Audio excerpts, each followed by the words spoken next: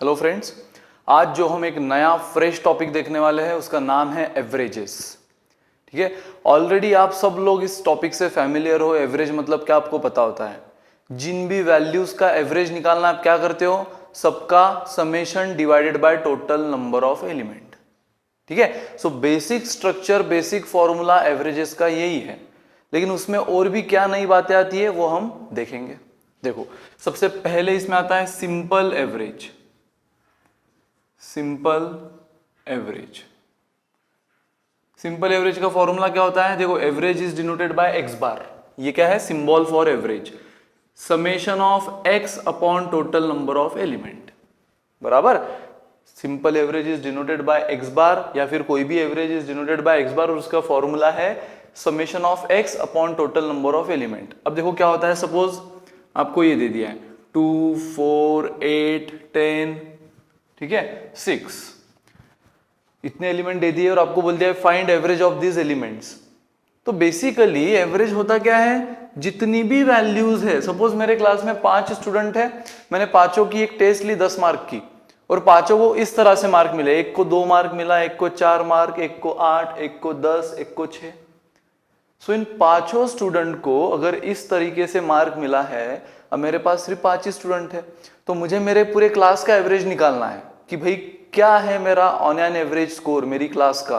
तो मैं क्या करूंगा, इन पांचों का एवरेज निकालूंगा कि मेरे पास तो इतने स्टूडेंट है। और वो कैसे निकालूंगा, तो उनको जितने भी मार्क मिले उन सबका समेशन।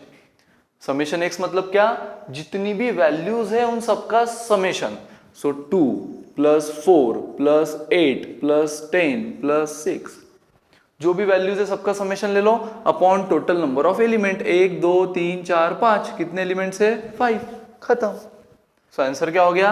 ये हो गया 10, 20, 30 अपॉन 5, आंसर इज 6। मतलब ऑन एन एवरेज मेरे क्लास का स्कोर क्या है? 6।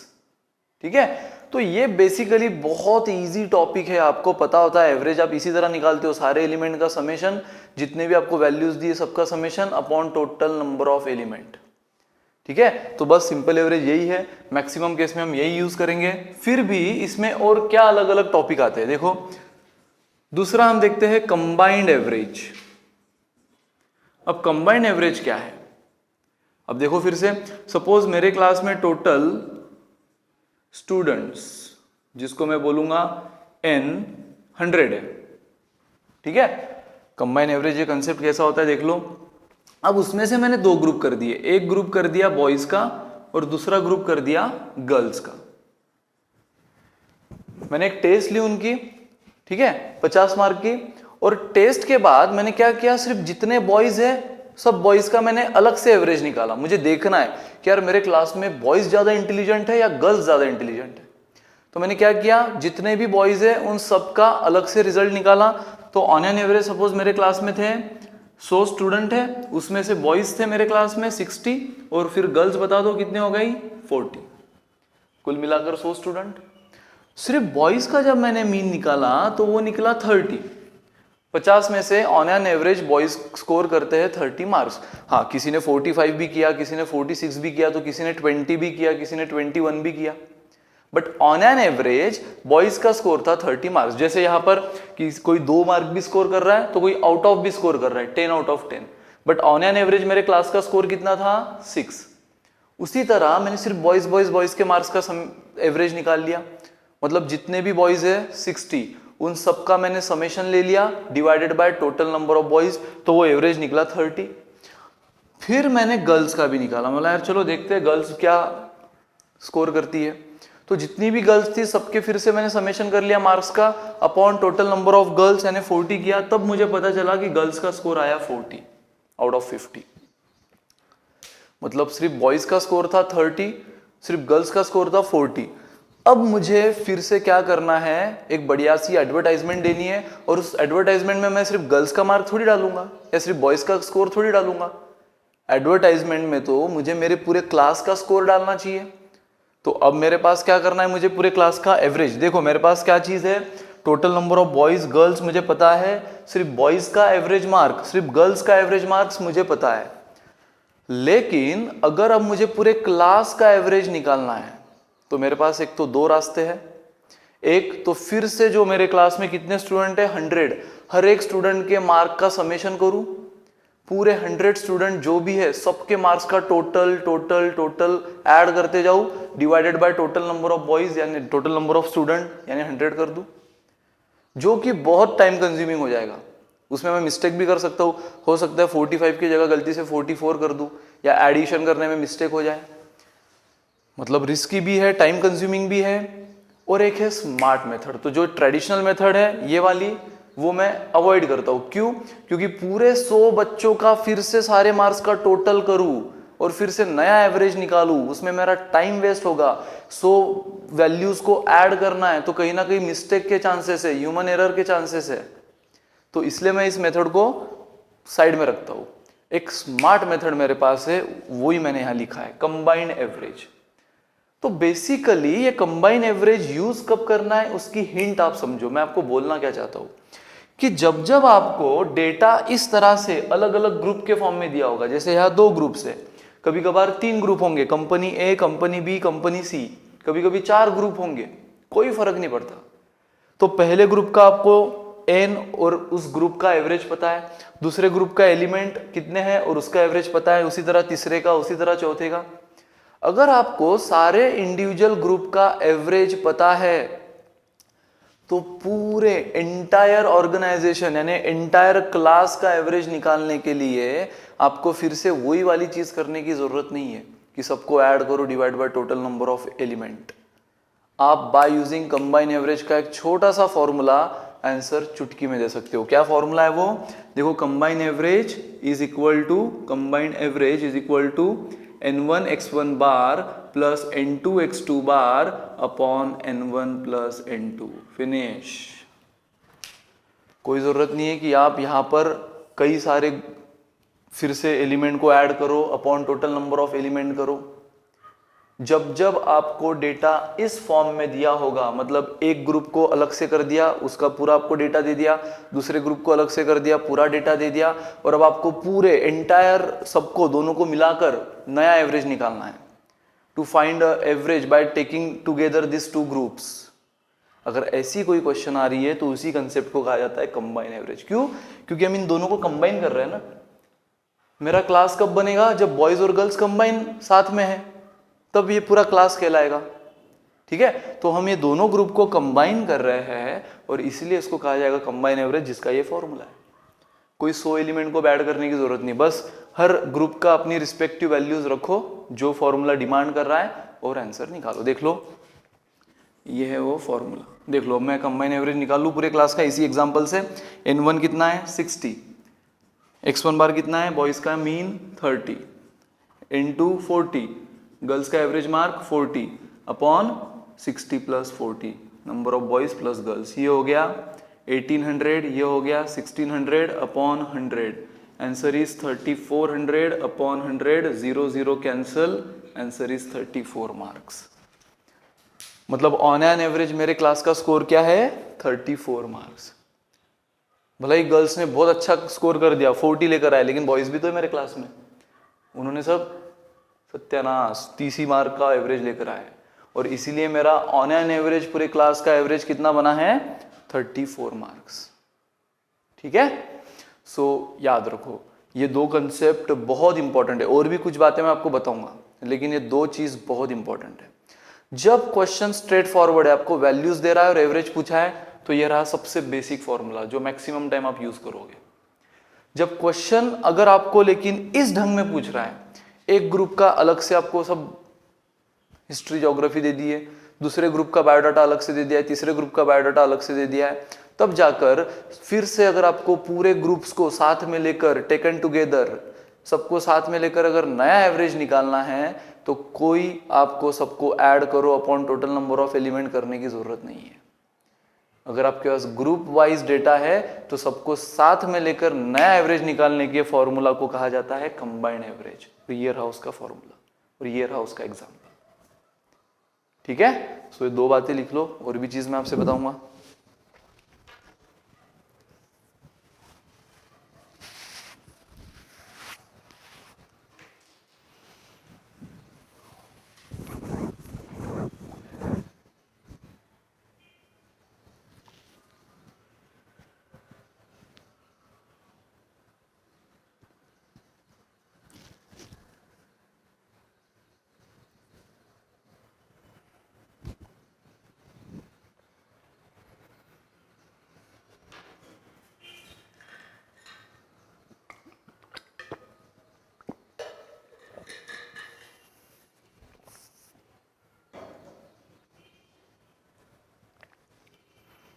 सिंपल एवरेज, कंबाइन एवरेज, बहुत इंपॉर्टेंट फॉर्मूला।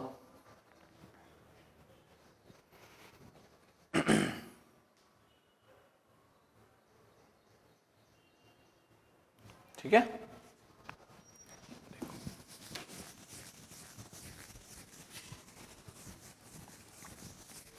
नेक्स्ट देखो, एक हमने एवरेज स्पीड कंसेप्ट भी समझ लो आप।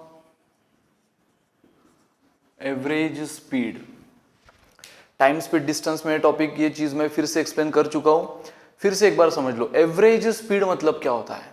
देखो, अगर मैं Pune to Mumbai 100 kilometre per hour की स्पीड से जा रहा हूं, मतलब मेरी पुणे टू मुंबई की स्पीड कितनी है? 100 किलोमीटर पर आवर, और फिर से मुंबई टू पुणे आ रहा हूं मैं 80 किलोमीटर पर आवर। ठीक है, यहां से मुंबई, पुणे टू मुंबई गया 100 की स्पीड से, मुंबई टू पुणे आया 80 की स्पीड से। आते समय काफी ट्रैफिक था तो थोड़ा टाइम लग गया, 80 की स्पीड से मैं गाड़ी चला पाया 1 घंटे में। सो आपको पूछा है फाइंड एवरेज स्पीड, एवरेज, ठीक है, find average speed of the entire journey. Journey क्या है मेरी?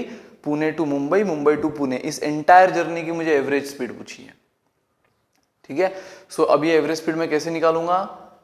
आप में से कई लोगों को लग रहा होगा सर जाने की स्पीड 100 है, आने की स्पीड 80 है, सो दोनों का addition upon 2, 180/2, answer is 90 kilometre per hour, जो कि पूरी तरह गलत है। ठीक है, क्योंकि याद रखो दोस्तों, ये एवरेज स्पीड कंसेप्ट एक बहुत अपने आप में एक अलग टॉपिक है। तो एवरेज स्पीड पे आप अपना सिंपल एवरेज का फंडा, ये क्या है? सिंपल एवरेज यूज किया ना आपने, 2 वैल्यूज आपको दे दिए, दोनों का addition upon total number of element. तो एवरेज स्पीड में आपको अलग से एक्सप्लेन इसीलिए कर रहा हूं क्योंकि एवरेज स्पीड पे सिंपल एवरेज कंसेप्ट लागू नहीं होता है, एप्लीकेबल नहीं है। यहाँ पे अप्लाई होता है हार्मोनिक मीन। अब वो सब टेक्निकल बात है, आपको बस ध्यान में रखना है कौन सा वो फॉर्मूला है जिससे हम एवरेज स्पीड निकालेंगे। तो सबसे पहली बात कि जब जब एवरेज स्पीड का क्वेश्चन आया, सिंपल एवरेज से, सिंपल एवरेज का जो भी फंडा है वो अप्लाई मत करना। ठीक है, एवरेज स्पीड का अपना खुद का एक अलग फॉर्मूला है। क्यों ऐसा होता है सर? बाकी सब पे अप्लाई कर सकते हो और इस पे अप्लाई नहीं कर सकते हो, ऐसा क्यों? देखो उसके पीछे रीजन क्या है। क्योंकि क्वेश्चन आपको बोल रहा है मैं 100 किलोमीटर पर आवर की स्पीड से पुणे टू मुंबई गया, तो क्या मैं 100 किलोमीटर जैसे ही मैंने कार स्टार्ट की थ्रू आउट 100 किलोमीटर चलता रहा? मतलब जहां पर ट्रैफिक आई लोगों को मैं 100 की स्पीड से उड़ाता रहा, सिग्नल को 100 की स्पीड से तोड़ता रहा, ये किया है मैंने? नहीं। 100 किलोमीटर पर आवर जो मेरी पुणे टू मुंबई वाली स्पीड है, पुणे टू मुंबई वाली स्पीड, वो भी अपने आप में एक एवरेज है। मैंने जब कार स्टार्ट की होगी, मैंने 20 से 30 से 40 से 50 से इस तरह से अपनी स्पीड बढ़ाई होगी धीरे धीरे धीरे धीरे। जब एक्सप्रेस हाईवे आया मेरी स्पीड 140 150 भी टच कर दी थी। जब गांव आया, जब ट्रैफिक आया, जब सिग्नल आया तो मेरी स्पीड 20-30 पे हो गई थी। तो ये 100 की स्पीड भी कब बनी है? ये 100 की स्पीड भी थ्रू आउट द जर्नी जो मेरी अलग अलग स्पीड थी उसका एवरेज बनी है। ये 100 की स्पीड मतलब ऐसी नहीं कि कार स्टार्ट की और 100 की स्पीड से डायरेक्ट मुंबई पहुंच गया। बहुत जगह बीच में मेरी स्पीड कम हुई थी एज कंपेयर टू 100, बहुत जगह मेरी स्पीड बढ़ गई थी एज कंपेयर टू 100, और उन सब का एवरेज, ऑन एन एवरेज मैंने पूरी जर्नी 100 के स्पीड में कवर कर ली।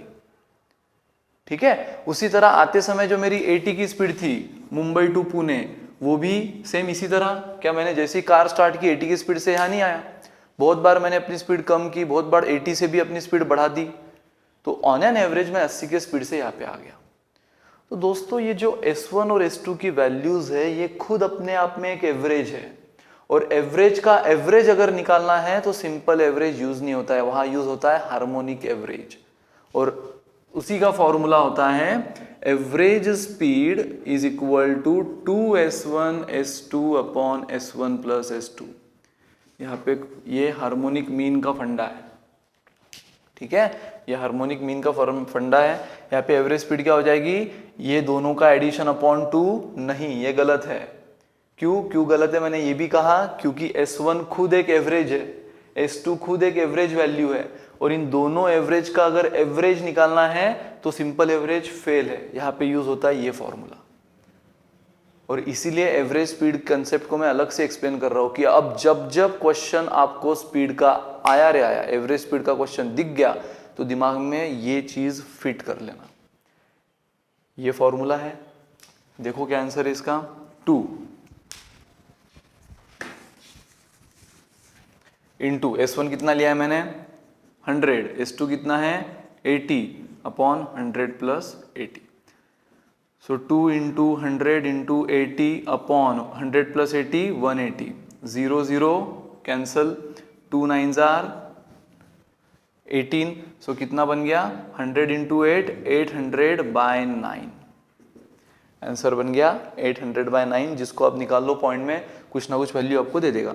जैसे 8 72 अगेन 80 88.88। ठीक है, आंसर क्या आया 88.88 किलोमीटर पर आवर। देखो आप सिंपल एवरेज से जब निकाल रहे थे तो आंसर क्या आ रहा था 90 किलोमीटर पर आवर, जो कि गलत था। हो सकता है यही क्वेश्चन एग्जाम में आ जाए और आपको जानबूझकर ऑप्शन में 90 किलोमीटर पर आवर दे दे और आप खुशी के मारे बस उस पर टिक कर दो, अरे यस कितना आसान है, 100 80 दोनों का एवरेज 90, ऑप्शन में 90 टिक। लेकिन वहीं पे सबसे बड़ी गलती होगी, क्योंकि ये स्पीड का क्वेश्चन है। आपने मेरी बात को ऑब्जर्व ठीक से नहीं किया, आपने मेरी बात पे अलर्ट रहकर नहीं सुना कि जब जब स्पीड का क्वेश्चन आएगा सिंपल एवरेज का फंडा फेल है, वहां फंडा यूज होगा ये average speed is equal to 2s1 s2 upon s1 plus s2। ये रहा उसका एग्जाम्पल। लेकिन इसमें भी एक और एक ट्विस्ट है, ये वाला formula is applicable when distance is the same, when distance is constant। अभी आपको अगर याद होगा तो मेरा एग्जांपल क्या था, मैं पुणे टू मुंबई गया, मुंबई टू पुणे आया। पुणे टू मुंबई जाने का जो डिस्टेंस है, मुंबई टू पुणे भी वही डिस्टेंस रहेगा। ये एज्यूम्ड है कि मैं पुणे टू मुंबई जिस डिस्टेंस को कवर करके गया, रिटर्न में यानी वापसी में भी मैंने उतना ही डिस्टेंस कवर किया। और जब S1 S2 दोनों का डिस्टेंस सेम है, दोनों का डिस्टेंस कांस्टेंट है, यहां से जाने का S1 की स्पीड से जो डिस्टेंस था S2 के स्पीड से भी वही डिस्टेंस कवर किया है, तो if distance is same this formula is applicable. ये फॉर्मूला हिट है बॉस। ठीक है, लेकिन अगर कोई क्वेश्चन ऐसा आ गया कि जहां पर डिस्टेंस अलग अलग है, ठीक है, जहां पर डिस्टेंस अलग अलग है, वहां पे क्या करूं। जैसे मैं मेरा एग्जांपल बदलता हूं, मैं यहां से कोल्हापुर गया S1 की स्पीड से, कोल्हापुर टू मुंबई गया S2 की स्पीड से। पहले क्या हो रहा है, पुणे टू कोल्हापुर S1 की speed, Kolhapur to Mumbai S2 की speed, and Mumbai to Pune S3 की स्पीड। ठीक है, तो मुझे बताओ Pune to Kolhapur, Kolhapur to Mumbai and Mumbai to Pune, ये S1 की स्पीड, ये S2 की स्पीड, ये S3 की स्पीड। ठीक है, अब मुझे बताओ पुणे टू कोल्हापुर का डिस्टेंस अलग है, कोल्हापुर टू मुंबई का डिस्टेंस भी अलग है, और मुंबई टू पुणे का डिस्टेंस भी अलग है।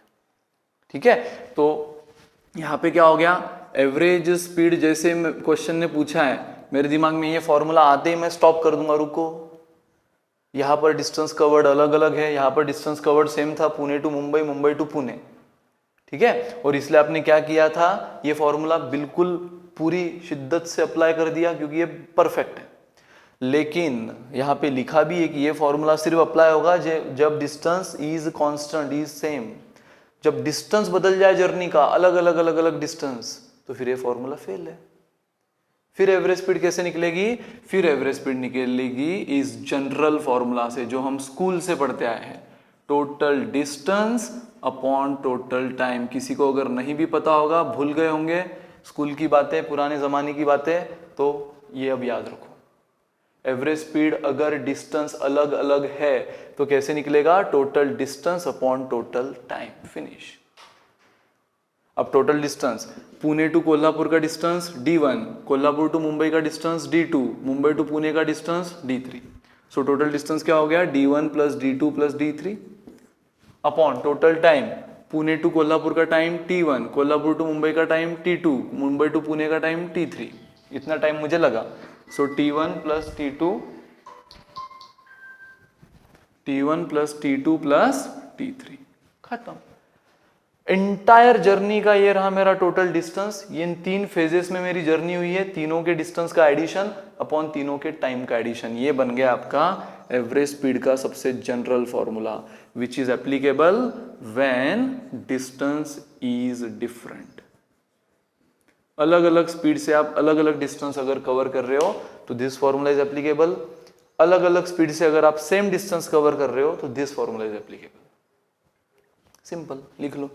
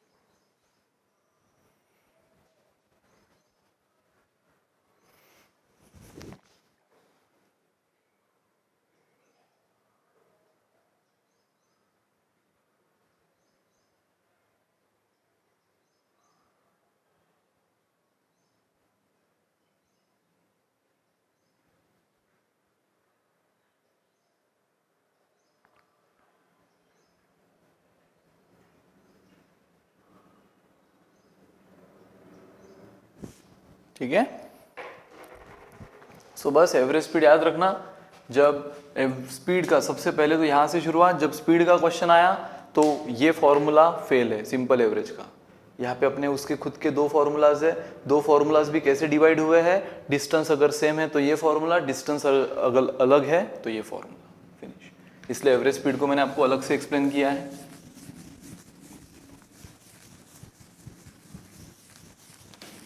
ठीक है, अब देखो हाइलाइट्स ऑफ द टॉपिक, कुछ कुछ बातें जो आपको अब याद रखनी है, ठीक है, जो बहुत इंपॉर्टेंट है, उससे क्वेश्चन आपके बहुत आसान हो जाएंगे। देखो अगर कोई वैल्यूज है सपोज 2, 3 एंड 4, ये 3 वैल्यूज का अगर मुझे एवरेज निकालना है, कैसे निकलेगा एवरेज? 2 + 3 + 4 अपॉन एवरेज आपको पता है, जितनी भी वैल्यूज है उनका addition upon total number of element. So ये हो गया 9/3, आंसर इज 3। तो एवरेज कितना बन गया? 3। तो याद रखो, अब एक रूल एक है वो आपको बोलता है कि अगर आप कोई भी कांस्टेंट इन तीनों वैल्यूज में ऐड करोगे, ठीक है, कोई भी फिक्स कांस्टेंट, ऐसा नहीं कि इसमें मैं 2 ऐड कर लेता हूं, इसमें 3 ऐड कर लेता हूं, इसमें 8 ऐड कर लेता हूं, 8 ऐड कर लेता हूं, ऐसा नहीं चलेगा। कांस्टेंट मतलब क्या? फिक्स्ड। जो वैल्यू आप यहां ऐड कर रहे हो वही वैल्यू यहां ऐड करो, वही वैल्यू यहां ऐड करो। तो कोई भी एक जब फिक्स वैल्यू आप इन तीनों में ऐड करते हो या सब्सट्रैक्ट करते हो तो आपका नया एवरेज भी उतनी वैल्यू से ऐड या सब्सट्रैक्ट हो जाता है। आपका नया एवरेज भी उतनी वैल्यू से ऐड या सब्सट्रैक्ट हो जाता है। फॉर एग्जांपल देखो, इन तीनों में मैं 2 2 2 ऐड करता हूं तो ये 2 + 2 कितना हो गया? 4। ये 3 + 2 कितना हो गया? 5। ये 4 + 2 कितना हो गया? 6। अब इनका अगर मैं नया एवरेज निकाल लूं, न्यू एवरेज, तो देखो क्या हो गया? 4 + 5 + 6 अपॉन 3, यानी आंसर हो गया आपका 15/3, यानी आंसर हो गया आपका 5। देखो ये नया एवरेज भी कितने से बढ़ गया? +2 से। मैंने क्या कहा था आपसे कि जो भी वैल्यू आप इन सब में ऐड करते हो, आपने क्या किया? +2 +2 और +2 किया। 2 + 2 4, 3 + 2 5, 4 + 2 6। तो नया एवरेज भी आपका पुराने एवरेज से 2 से बढ़ गया। मतलब आप अगर कोई भी कांस्टेंट ऐड करोगे सारे वैल्यूज में तो उसका नया एवरेज भी पुराने एवरेज से उतने से बढ़ जाएगा। ठीक है, सेम फॉर सब्सट्रैक्शन। अगर इन सब में मैं 1 1 1 माइनस कर दूं, मतलब 1 2 एंड 3, अगर 2 - 1 किया मैंने तो 1 बन गया, 3 - 1 कर दिया तो 2 बन गया, एंड 4 - 1 कर दिया तो 3 बन गया। तो अब देखो इनका अगर मैं न्यू एवरेज निकालूं, न्यू एवरेज, तो क्या हो गया? 1 + 2 + 3 अपॉन 3, यानी 6/3, आंसर इज 2। तो देखो नया एवरेज भी क्या हो गया? पुराने एवरेज से 1 से घट गया। जब आपने सब में 2 2 ऐड किया था तो नया एवरेज भी पुराने एवरेज में 2 से बढ़ गया था। जब आपने सब में 1 1 1 माइनस कर दिया तो नया एवरेज भी पुराने एवरेज से 1 से घट गया। पुराना एवरेज कितना था 3, अब कितना आया 2, 1 कम हो गया। तो याद रखो एक कांस्टेंट अगर आप सारे वैल्यूज में ऐड या सब्सट्रैक्ट करते हो तो उसका नया एवरेज भी, उन वैल्यूज का नया एवरेज भी पुराने एवरेज से सेम उतने ही कांस्टेंट से ऐड या सब्सट्रैक्ट हो जाता है। ठीक है, ये रहा एग्जांपल। उसके बाद this rule is applicable for multiplication and division as well. देखो अगर मैं इन सब में 5 5 5 से मल्टीप्लाई कर लूं, ठीक है, मतलब 2 इंटू 5 10, 3 इंटू 5 कितना हो गया 15 एंड 4 इंटू 5 कितना हो गया 20। सो क्या किया मैंने इन तीनों में 5 5 से मल्टीप्लाई किया, 2 इंटू 5 10, 3 इंटू 5 15, 4 इंटू 5 20। अब इसका मैं नया एवरेज निकाल लेता हूं। So new average is equal to 10 plus 15 plus 20 by 3। So कितना हो गया ये 45 बाय 3, आंसर इज 15। चेक कर लो दोस्तों, नया एवरेज भी क्या हो गया पुराने एवरेज से 5 से मल्टीप्लाई हो गया। जब आपने ऐड किया था तो नया एवरेज ऐड हो गया था सेम वैल्यू से, जब आपने सब्सट्रैक्ट किया था तो नया एवरेज सब्सट्रैक्ट हो गया था सेम वैल्यू से। इस बार आपने मल्टीप्लाई किया है, इन सब में 5 5 5 से मल्टीप्लाई किया है, तो नया एवरेज भी जो आया है वो पुराने एवरेज के कंपैरिजन में उतनी ही वैल्यू से मल्टीप्लाई हो गया। पुराना कितना था 3, हम सब में 5 5 5 से मल्टीप्लाई किए, सो 3 इंटू 5 देखो 15 ही आंसर आया है। And last this rule is again applicable for division. तो याद रखो जब आप अगर अब इस पूरे कंसेप्ट का एक समरी, जब आप अगर एक वैल्यू एक फिक्स वैल्यू से ऐड करते हो तो नया एवरेज भी उतने से ऐड हो जाता है। जब आप एक फिक्स वैल्यू से सारे जितनी भी वैल्यूज दी है सब में एक फिक्स वैल्यू सब्सट्रैक्ट करते हो तो नया एवरेज भी उतने से ही सब्सट्रैक्ट हो जाता है। जब आप सारे वैल्यूज में एक फिक्स कांस्टेंट से मल्टीप्लाई करते हो तो नया एवरेज भी उतने से मल्टीप्लाई हो जाता है। एंड जब आप उन सारे वैल्यूज में एक फिक्स वैल्यू से डिवाइड करते हो तो नया एवरेज भी उतने से ही डिवाइड हो जाता है। ठीक है, ये कंसेप्ट याद रखना, बहुत बार काम आएगा हमें। ठीक है, आपके शीट में मैंने एज अ हाईलाइट बोलकर वो मेंशन भी किया है, आप देख सकते हो। तो वो चीज़ हमें इसलिए लिखने की जरूरत नहीं है, बस मैंने वो एक्सप्लेन कर दिया आपको, ऑलरेडी शीट में है, सिर्फ वो चीज़ मैंने आपको एक्सप्लेन कर दी। और ये बहुत बार खासकर जो प्रॉब्लम्स ऑन एजेस होते हैं ना, उम्र से रिलेटेड, इसकी उम्र इतनी थी 5 साल पहले, इसकी उम्र इतनी होगी 10 साल बाद, तो ये वाले क्वेश्चन को टैकल करने में हेल्प करती है ये वाली चीज़। क्लियर? सो लिख लो 1 सेकंड में बस एग्जाम्पल जिसको लिखना है, फिर हम शुरू करेंगे एक्चुअल क्वेश्चंस।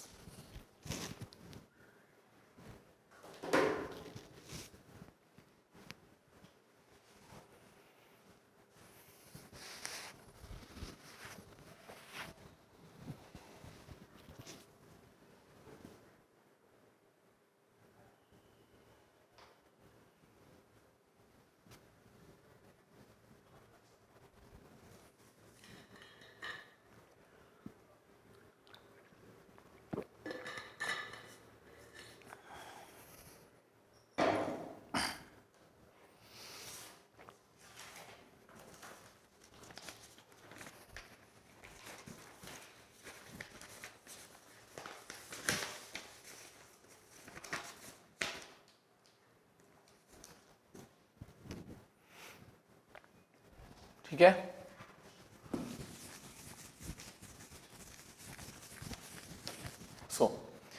शुरू करेंगे हम क्वेश्चन प्रॉब्लम्स ऑन प्रैक्टिस के लिए। देखो क्वेश्चन नंबर 1,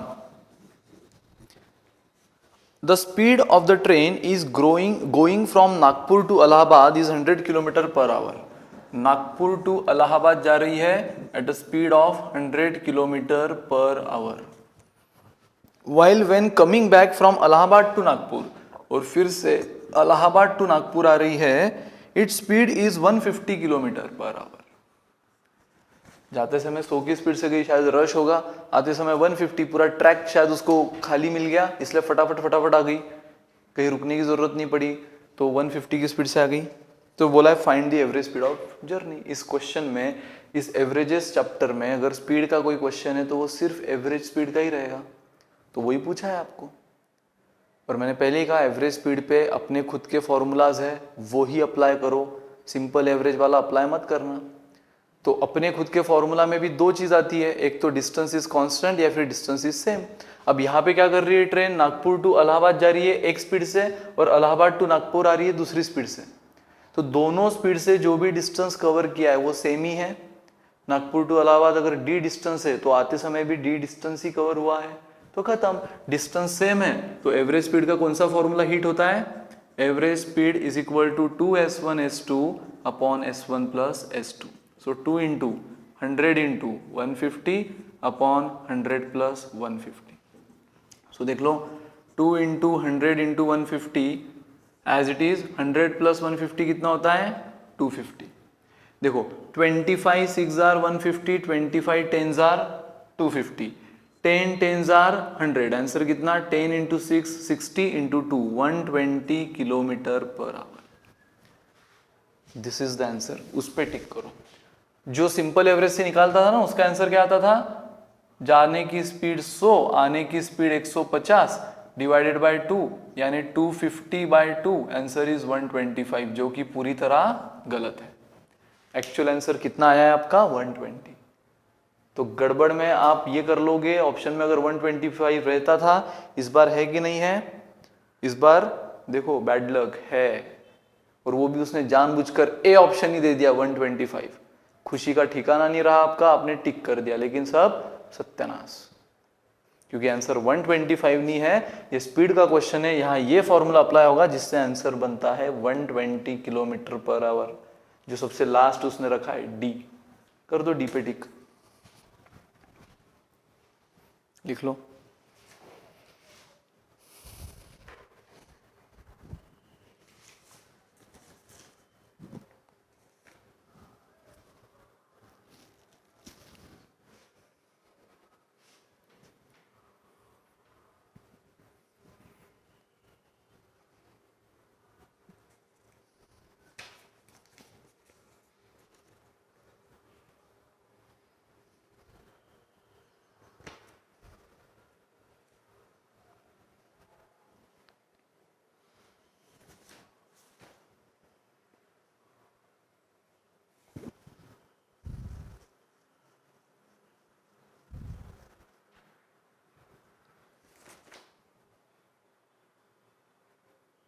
ठीक है, नेक्स्ट क्वेश्चन नंबर 2।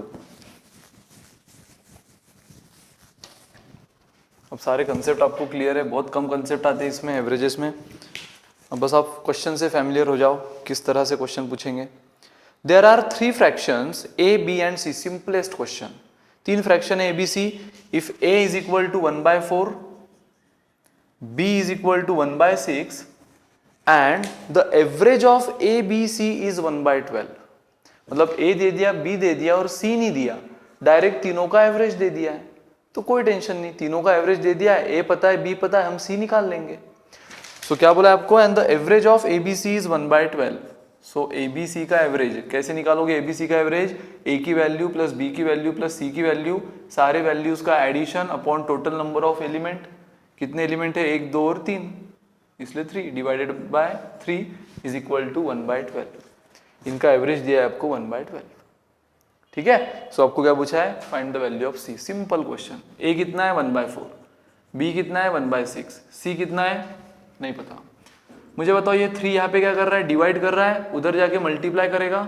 चलो 3 को उधर लेके जाता हूँ, 3 यहाँ से वहां चला गया, मल्टीप्लाई करेगा। ये कितना हो गया 3 4s, 3 4s are 12। So 1/4 plus 1/6 plus C is equal to 1/4। 1/4 1/4 cancel, आपको क्या मिला 1/6 प्लस सी, उधर क्या बचा 1/4 कैंसिल हो चुका है, क्योंकि देखो 1/4 प्लस इधर आया तो माइनस हो जाएगा, 1/4 माइनस और 1/4 प्लस कैंसिल। अब ये कैंसिल हो गया, इधर बचा 0, तो c इज इक्वल टू जो निकालना है उसको अकेला करो। 1/6 यहाँ प्लस है, उधर गया तो क्या हो गया minus, c is equal to -1/6 लिख लो। बहुत इजी टॉपिक है ये, तो सिंपल क्वेश्चन की हाइट थी ये वाला क्वेश्चन, बहुत ही आसान।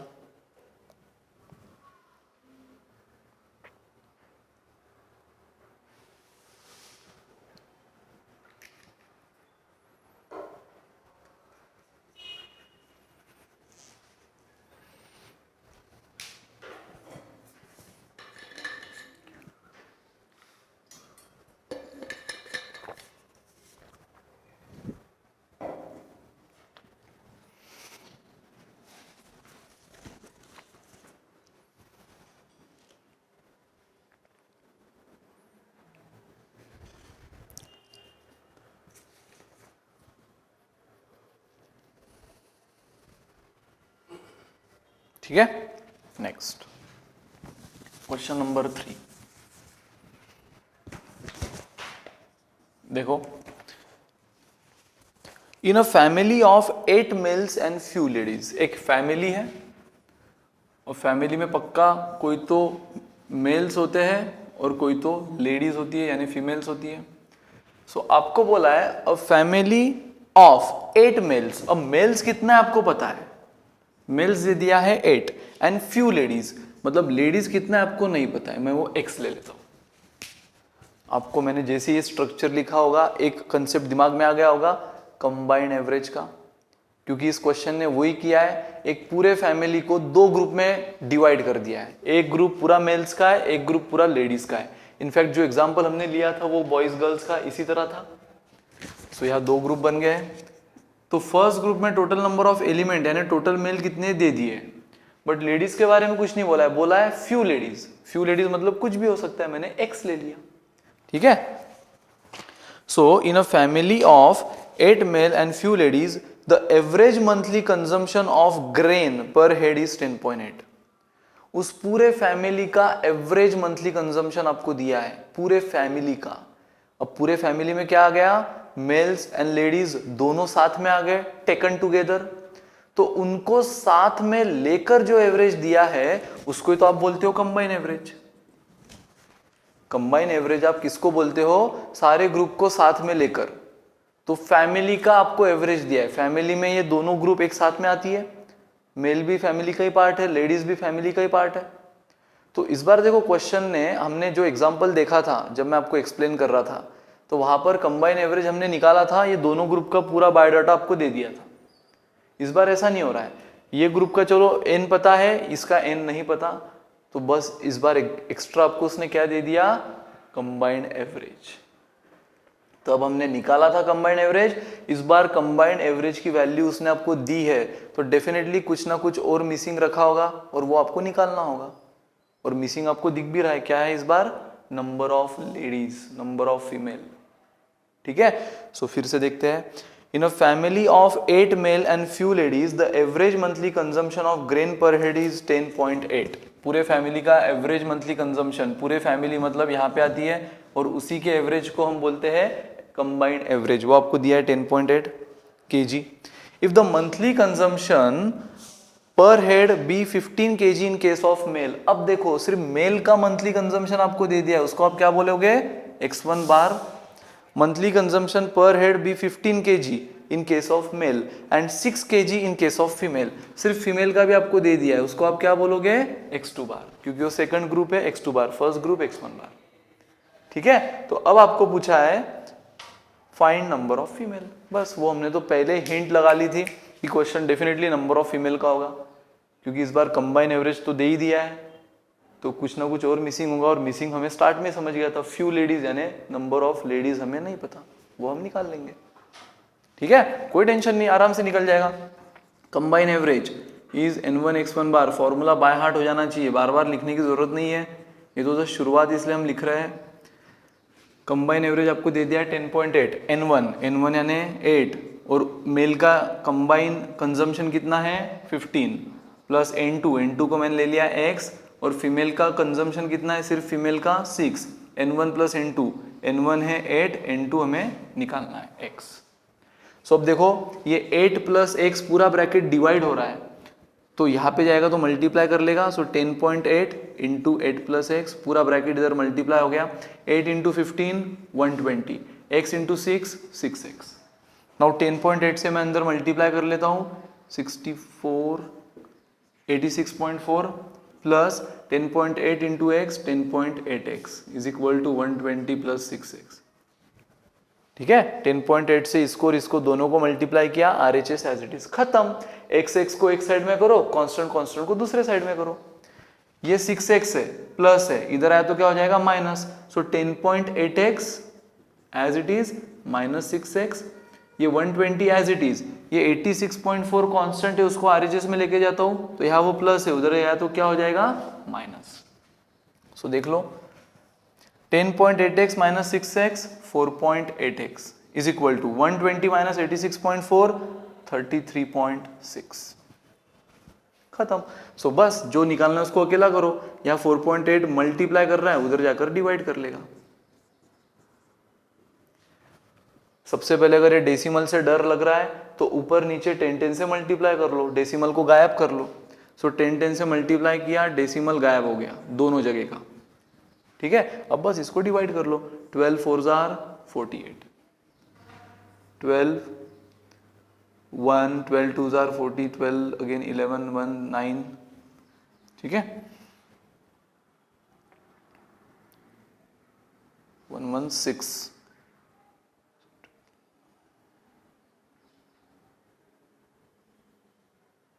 330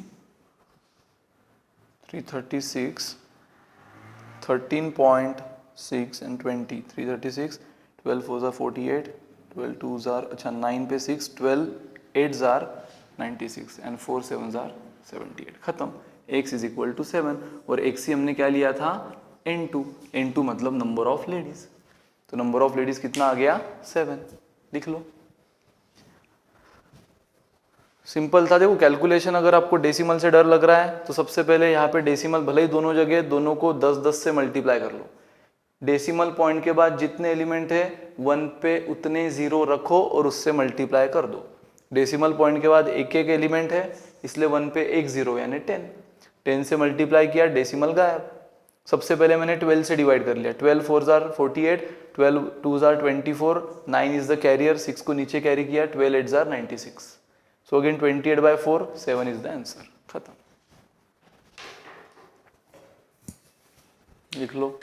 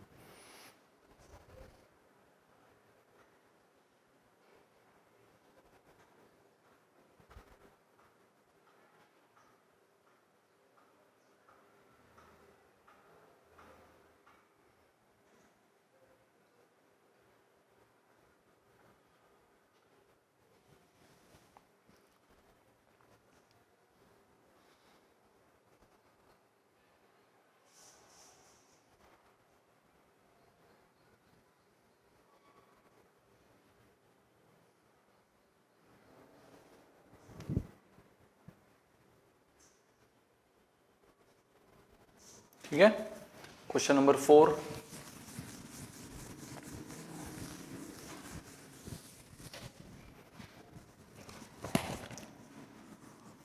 सो 4 देखेंगे हम।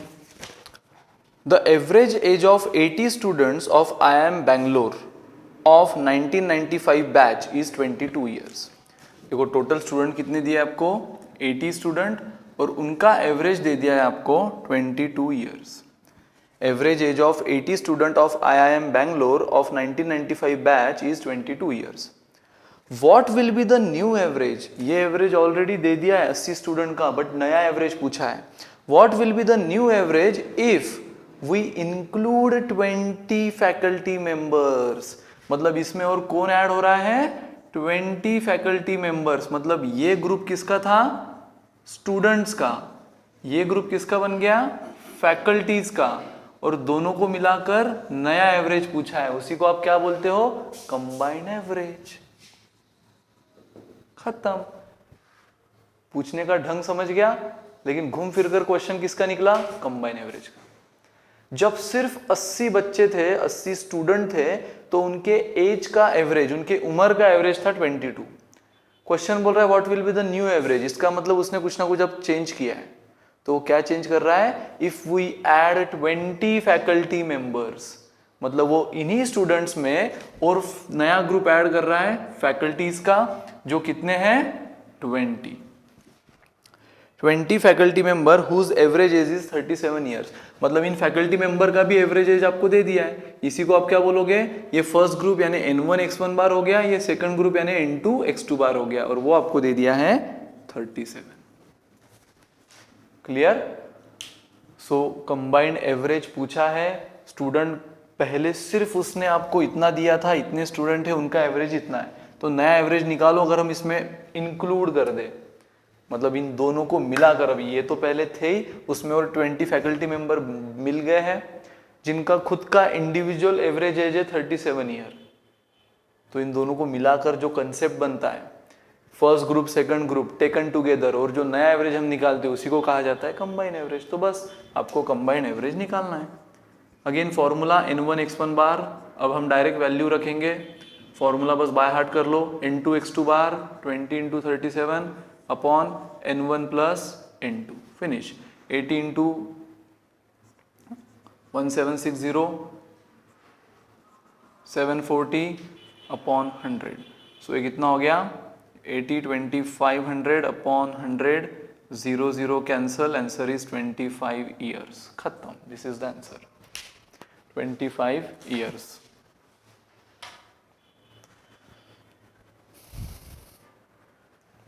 बहुत आसान क्वेश्चन था, सिर्फ लैंग्वेज, आपको मैंने कहा ना कंसेप्ट वाइज बहुत छोटा टॉपिक है ये, सिर्फ क्वेश्चन की वैरायटीज वाइज बहुत ज्यादा क्वेश्चंस है।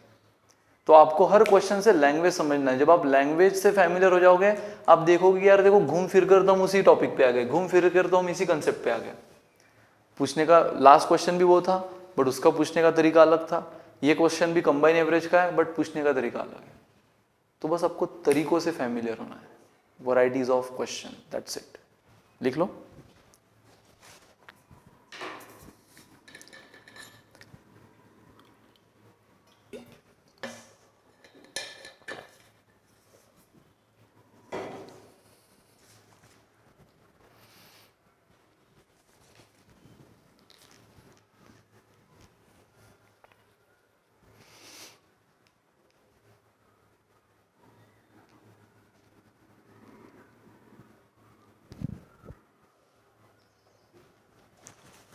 क्वेश्चन नंबर 5,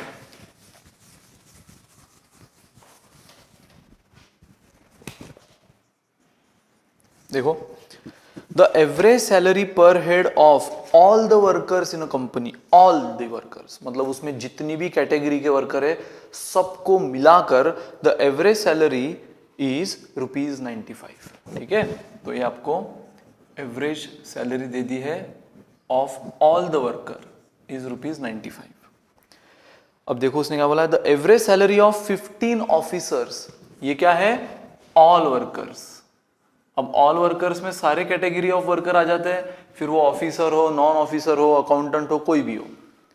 ठीक है, तो उसने आपको बोला है कि ऑल वर्कर्स का एवरेज 95। अब इसको देखो कैसे टुकड़े कर रहा है, टुकड़े देखो, the average salary of 15 officers is ₹525, मतलब उसने फर्स्ट ग्रुप किसका बना लिया, ऑफिसर्स का, और वो कितने बोले हैं 15, और उनकी सैलरी कितनी बोली है 525। The average salary of 15 officers is 525, मतलब सिर्फ ऑफिसर कैटेगरी के जो लोग हैं वो 15 है और उनकी एवरेज सैलरी 525 है। And the average salary per head of the rest, rest मतलब क्या, ऑफिसर्स छोड़कर, उसको हम बोल देंगे नॉन ऑफिसर्स। मतलब उसने कंपनी के ऑल वर्कर्स, सारे वर्कर्स को दो कैटेगरी में तोड़ दिया है। First category officers, second category rest. Rest मतलब क्या, ऑफिसर्स छोड़कर, मतलब वो हो गया non officers. So the average salary per head of the rest is ₹। अब रेस्ट कितने हमें दिया नहीं है, मतलब नॉन ऑफिसर तो चलो खैर 15 है, बट नॉन ऑफिसर कितने हमें पता नहीं है, तो मैं एक्स एज्यूम कर लूंगा, और उनकी एवरेज सैलरी आपको दी है इज ₹85। तो आपको पूछा है find the total number of worker in the workshop. So total number of worker पूछा है, मतलब देखो ये जो एवरेज ऑफ ऑल वर्कर दिया था यही आपको क्या दे दिया है, कंबाइंड एवरेज। क्लियर है, अगेन घूम फिरकर लैंग्वेज अलग बट क्वेश्चन वही। ठीक है, ऑल वर्कर का एवरेज दे दिया था, फिर उसके दो टुकड़े किए, एक ऑफिसर्स जो कि 15 है उनका एवरेज ये है, और एक रेस्ट, रेस्ट मतलब ऑफिसर छोड़कर यानी नॉन ऑफिसर जो कितने पता नहीं है लेकिन उनकी एवरेज सैलरी 85 है। तो क्वेश्चन पूछ रहा है find total number of worker in the company. अब टोटल नंबर ऑफ वर्कर आप आराम से निकाल लेते थे अगर आपको ये पता होता था, क्योंकि क्वेश्चन ने क्या किया है, टोटल वर्कर को बस 2 ही टुकड़ों में तोड़ा है, एक ऑफिसर एक नॉन ऑफिसर। उसमें से ऑफिसर आपको पता है 15, नॉन ऑफिसर अगर आपको पता होता था तो आप इन दोनों को क्या कर लेते थे, ऐड कर लेते थे, आंसर आ गया टोटल वर्कर। दोनों का एडिशन मतलब ही टोटल वर्कर। तो बस आपके लिए पहला काम क्या है, पहला टास्क टू फाइंड N2, और जैसे ही N2 आपको मिला, इस बार N2 मतलब आपका आंसर नहीं है, इस बार क्वेश्चन ने आपको नॉन ऑफिसर्स कितने हैं ये नहीं पूछा है, क्वेश्चन पूछा है टोटल नंबर ऑफ वर्कर। सो जो भी N2 आएगा उसमें कंपल्सरीली N1 ऐड करो, वो हो गया टोटल नंबर ऑफ वर्कर। तो finish. Combine average, combine average कितना है 95 is equal to N1 x1 bar plus N2 x2 bar. ठीक है, N2 कितना है x, x2 बार कितना है 85, सो ये बन गया 85x। ठीक है, फटाफट अभी चीजों को स्किप करना शुरू करो। फॉर्मूला बाय हार्ट कर लिया है, बार बार लिखने की जरूरत नहीं है, चीजों को स्किप करना। और भी जैसे हमारी कैलकुलेशन में प्रैक्टिस होगी, हम स्टेप्स को भी स्किप करना शुरू करेंगे, बट उसके लिए ताली दोनों हाथ से बजाना पड़ेगा। आपको उतनी घर पे प्रैक्टिस, जो मैं बार बार बोलता हूँ, सेल्फ स्टडी उतना करना होगा कि आप कैलकुलेशन में मास्टर बन जाओ। फिर हम स्टेप्स को स्किप करना शुरू करेंगे। सो 85 into x, N1 plus N2, N1 कितना है 15, N2 कितना है x। अब ये अगेन ये ब्रैकेट पूरा यहाँ डिवाइड कर रहा है, इधर मल्टीप्लाई कर देगा, पूरा का पूरा ब्रैकेट 15 से 525 को मल्टीप्लाई कर दो, 37378775 85x, ये पूरा ब्रैकेट इधर गया है। अब 95 इन दोनों को मल्टीप्लाई करेगा, इस पूरे इक्वेशन को मल्टीप्लाई हो रहा है, 15 इंटू 95 अगेन 571425। ठीक है, 95 into X 95x, 7875 as it is plus 85x। अब अगेन ऐसे क्वेश्चन अब हम देख चुके हैं, x की टर्म एक कर दो, सो 95x माइनस 85x। अब बार बार लिखने की जरूरत नहीं है, डायरेक्ट स्किप करो, ओरली कर लो। ये x इधर आएगा तो क्या होगा 95x माइनस 85x 10x। जितना स्टेप कम होगी, टाइम बचेगा, उतना आपका ही फायदा। 7875 माइनस 1425। अगर आप मास्टर हो कैलकुलेशन में तो ये भी लिखने की जरूरत नहीं थी, ये भी आप डायरेक्ट कर सकते थे। ठीक है, तो वही बोलता हूँ, इतना एक्सपर्टाइज लाना होगा। 7875 माइनस 1425 0546 6450 क्या हो गया, x इज इक्वल टू 10, यहाँ मल्टीप्लाई कर रहा है, उधर जाके डिवाइड कर लेगा। सो 645 0 upon 10, 0 0 cancel, answer is 645। Answer कितना आया 645। लेकिन जैसे मैंने कहा, ये 645 क्या आंसर है नहीं, ये सिर्फ क्या है x है। x मतलब क्या है N2 है। बट आपको क्वेश्चन ने N2 यानी नॉन ऑफिसर नहीं पूछा है, आपको क्वेश्चन बोल रहा है टोटल वर्कर। टोटल वर्कर के टुकड़े क्या है, एक तो ऑफिसर और एक नॉन ऑफिसर, दोनों को मिला दो, यही है total worker. So therefore total worker कितना हो गया, ऑफिसर 15 है जो क्वेश्चन खुद बोल रहा था, नॉन ऑफिसर आपने निकाल लिया 645, आंसर बन गया 660। कुछ स्टूडेंट तो टेंशन में आ गए होंगे, 645 देखा और ऑप्शन में तो 645 है ही नहीं, कुछ तो गलत हो गया है। गलत कुछ नहीं हुआ है, क्वेश्चन ठीक से समझा नहीं अभी तक, क्वेश्चन अभी भी इनकम्प्लीट है, उसने टोटल वर्कर पूछा है। तो टोटल वर्कर यानी इन दोनों का एडिशन 645 प्लस 15 660। खत्म कर दो टिक 660 पे।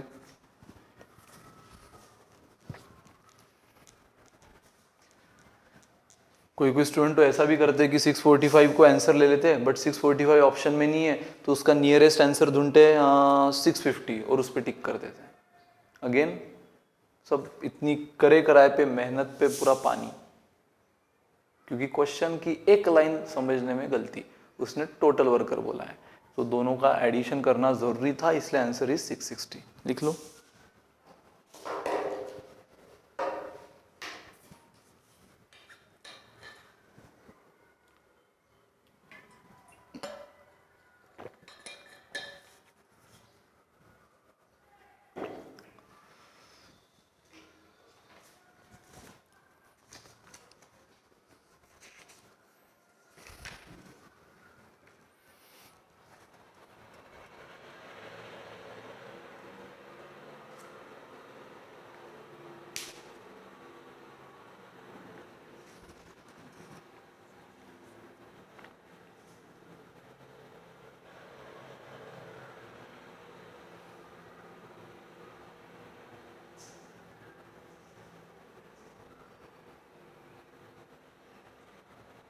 हर चीज समझ के, हर कैलकुलेशन समझ के लिखो।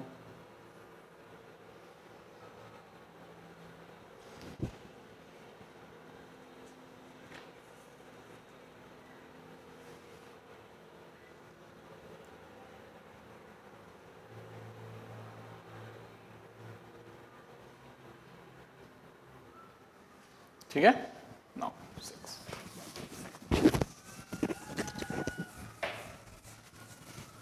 So next question number 6। देखो अब मस्त क्वेश्चन है। द एवरेज एज ऑफ, आप देखोगे कुछ नया लग रहा है, लेकिन फिर से जब पूरा कंसेप्ट आप समझ लोगे वही क्वेश्चन है।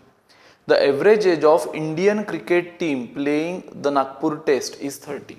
मतलब पूरे टीम का एवरेज एज आपको दिया है 30, पूरे टीम का 30 years. The average age of 5 of the player is 27। अब क्या हो रहा है, पूरी टीम यानी क्या होगा, टोटल ग्रुप, अब उसके टुकड़े हो रहे हैं। देखो फर्स्ट टुकड़ा क्या हो गया, the average age of 5 player, मतलब पहला टुकड़ा हो पहले 5 प्लेयर का इज, और उसका एवरेज दिया है मतलब वो दिया है x1 bar is 27, and that of another set of 5 player, दूसरा दिया है अगेन 5 प्लेयर का, totally different from the first 5। मतलब ये जो 5 प्लेयर का नया ग्रुप है ये इन 5 से टोटली डिफरेंट है। ठीक है, इनमें अगर सचिन, कोहली, धोनी, युवराज और रैना आ गए हैं तो वो पांचों इसमें नहीं है, ये 5 छोड़कर ये अलग 5 प्लेयर्स है। ठीक है, क्वेश्चन ये आपको बोल रहा है। So the average age of 5 of the player is 27 and that of another set of 5 player totally different from this 5 is 29। मतलब ये एवरेज आपको दे दिया है 29। देखो बात पूरी टीम की हो रही थी और अभी तक हिसाब किसका लगा है, आपको इतना चीज तो पता है कि टीम में कितने प्लेयर होते हैं, 11 प्लेयर्स, बराबर। प्लेइंग द नागपुर टेस्ट, खेलने वाले तो 11 ही होते, भला ही एक्स्ट्रा मिलाकर सब 16, 17 कितने भी हो जाए, बट क्वेश्चन क्लियर बोल रहा है the average age of Indian cricket team playing the Nagpur test. Playing मतलब खेलने वाले तो टीम में सिर्फ और सिर्फ कंपल्सरीली 11 होते हैं। सो हिसाब अब तक 5 + 5 10 का ही लगा है, एक और बच गया है तो तीसरा ग्रुप और एक बनेगा, और वो किसका बनेगा कंपलसरी, सिर्फ एक प्लेयर का जो बच गया है, जो ना ही इस 5 में आया है ना ही इस 5 में आया है, जो बच गया है। ठीक है, नाउ देखो, if it is a captain who was not included in either of this group, वो कैप्टन है, इतना तो आपको समझ गया था कि खेलने वाले 11 होते हैं, 10 लोग ही है अब तक, एक कोई तो बच गया है, अब वो कौन बचा है, क्वेश्चन बोल रहा है captain. If it is the captain who was not included in either of this group, दोनों ग्रुप में जो इंक्लूड नहीं हुआ है वो कैप्टन है, so find the age of captain. तो बताओ कैप्टन की एज क्या। मतलब ये जो थर्ड ग्रुप एक सिंगल पर्सन का बन रहा है वो पर्सन कौन है, कैप्टन। तो इसका एज आपको पूछा है, इसका एज मतलब क्या, x3 बार। मुझे बताओ 5 का एवरेज आप निकाल सकते हो, पांचों का एडिशन अपॉन 5, बट एक का एवरेज मतलब क्या होता है, जैसे 15 का मुझे एवरेज निकालना है तो क्या करूंगा, 15/1 यानी आंसर इज 15। मतलब जो वैल्यू होती है एवरेज वही आता है for single element, for single element जो उसकी वैल्यू होती है एवरेज भी वही आता है। क्योंकि आप क्या करते हो, फॉर्मूला क्या है, जो वैल्यू है upon total number of element, जब वैल्यू एक ही है तो डिवाइडेड बाय 1 रहेगा, और डिवाइड बाय 1 से कोई फर्क पड़ा है आज तक नहीं, तो ये जो 15 आएगा ये दोनों सेम ही है। तो उसी तरह जैसे मुझे क्या बोलना चाहता हूं मैं, समझ गए आप, जो सिंगल वैल्यू है एवरेज वही आता है, उसी तरह यहाँ पे x3 बार आपको फॉर्मूला से मिल जाएगा, क्योंकि आपको समझ गया ये जो एवरेज पूरे टीम का दिया है वो क्या है, कंबाइन एवरेज। सो कंबाइन एवरेज दे दिया है, कंबाइन एवरेज का फॉर्मूला यूज करोगे तो x3 बार मिल जाएगा, और x3 बार मतलब ही क्या है, इस एलिमेंट की वैल्यू, यानी इस एलिमेंट की यानी कैप्टन का एज, क्योंकि यहाँ पे एक ही है ना। हाँ 2 रहते थे, 3 रहते थे तो वैल्यूज कुछ और होती है, एवरेज कुछ और भी आ सकता है। वैल्यूज है 10 और 20 बट उसका एवरेज आता है 15, क्योंकि यहाँ पे 2 एलिमेंट है। बट सिंगल एलिमेंट के केस में मैंने आपको बताया अभी कि उसका एवरेज क्या आता है, खुद वो वैल्यू, क्योंकि डिवाइडेड सिंगल एलिमेंट में डिवाइडेड बाय हम 1 करते हैं, तो खुद वो वैल्यू ही उसका एवरेज होता है। और वाइस वर्सा, खुद उसका एवरेज ही उसकी वैल्यू होती है। तो खुद उसका एवरेज यहाँ पर कैलकुलेशन से जो हमारा एवरेज निकलेगा x3 बार, वही क्या रहेगी, इस सिंगल एलिमेंट की वैल्यू। x3 बार यानी जो भी एज निकलेगी वो एज ही रहेगी इस कैप्टन की एक्चुअल एज, क्योंकि इस ग्रुप में वो अकेला है। ठीक है, सो बस कंबाइन एवरेज का फॉर्मूला अगेन, कंबाइन एवरेज दिया है 30, 5 इंटू 27 प्लस 5 इंटू 29 प्लस एक ही बंदा है इंटू एक्स बराबर upon n1 plus n2 plus n3, 5 plus 5 plus 1, खत्म। ये हो गया 5 प्लस 5 प्लस 1 11, 11 यहाँ पे जाएगा मल्टीप्लाई करेगा, 11 इंटू 30 330, ये हो गया 135, ये हो गया 5 इंटू 129 145, 1 इंटू एक्स एक्स, तो ये हो गया 280 plus X is equal to 330। So खत्म, एक्स निकालना है उसको अलग करो, 280 प्लस से उधर गया माइनस हो गया, सो 50 ईयर्स। तो एक्स कितना बना, 50 ईयर्स, खत्म। x की वैल्यू आ गई 50 ईयर्स, मतलब ही क्या आया, x3 बार आपका आया 50 ईयर्स। और इस ग्रुप में इकलौता एलिमेंट है, वो भी कौन, कैप्टन। तो जो एवरेज आया है वो एवरेज क्या है, खुद उस कैप्टन की एज है, क्योंकि देखो उसकी एज अगर 50 रही तो उसका एवरेज भी कितना आएगा, 50 अपॉन 1, क्योंकि वो अकेला है, इसलिए value upon total number of element 1, average is 50। तो जो एवरेज आया है वही उसकी वैल्यू है, जो वैल्यू है वही उसका एवरेज है, वाइस वर्सा। तो एवरेज आया है 50, वही उसकी वैल्यू है। ठीक है, लिख लो। और ये सिर्फ क्यों हो रहा है, क्योंकि उस ग्रुप में वो अकेला है। तो अकेले एलिमेंट के लिए, सिंगल एलिमेंट के लिए जो एवरेज है वही उसकी वैल्यू है, जो वैल्यू है वही उसका एवरेज है, याद रखना। सो एज ऑफ कैप्टन कितना आ गया, 50 ईयर्स। तो देखो अगेन कंबाइन एवरेज का फॉर्मूला याद रखो। कंबाइन, सर यहाँ पर कंबाइन एवरेज में यहाँ पे सबसे हटके बात क्या हुई है अब तक के क्वेश्चन में और इसमें, अब तक जितने भी आपने कंबाइन एवरेज के 2-3 क्वेश्चन देखे, सब में दो ग्रुप आ रहे थे, इस बार 3 ग्रुप आ गए। तो मैंने आपको जब एक्सप्लेन किया था कंसेप्ट, तभी भी बताया था, जरूरी नहीं कि 3 ही, 4 ग्रुप भी आ सकते हैं, 5 ग्रुप भी आ सकते हैं। तो कोई टेंशन नहीं, कंबाइन एवरेज का फॉर्मूला डिक्टो वही है, सारे ग्रुप को टेकन टुगेदर एक कर लो और कंबाइन एवरेज निकाल लो। सर लेकिन आपने तो बस वो 2 ग्रुप वाला फॉर्मूला बताया था, तो कोई टेंशन नहीं ना। 2 ग्रुप वाला फॉर्मूला क्या है, n1 x1 bar plus n2 x2 bar upon n1 plus n2। अगर 3 ग्रुप का फॉर्मूला आया है तो और एक चीज यहां पे ऐड कर दो, n3 x3 बार upon n1 plus n2 plus n3। वही मैंने यहां किया है, n1 x1 bar plus n2 x2 बार प्लस n3 x3 बार। n3 क्या है 1, इंटू x3 बार क्या था x, upon n1 plus n2 plus n3। मतलब इसी फॉर्मूला जो आपने 2 ग्रुप का देखा है उसी को एक्सटेंड करना है, n3 x3 बार n3। अगर 4 ग्रुप होता तो प्लस n4 x4 बार प्लस n4, 5 होता तो उसी तरह से। मतलब वो फॉर्मूला जो मैंने आपको बताया वो एक बेसिक ढांचा है, अगर 3 ग्रुप है तो उसको एक्सटेंड कर दो, 4 ग्रुप है तो उसको एक्सटेंड कर दो, इसी फॉर्मेट में। ठीक है, तो याद रखो ये यहां पे फॉर्मूला अप्लाई हुआ है 3 ग्रुप का।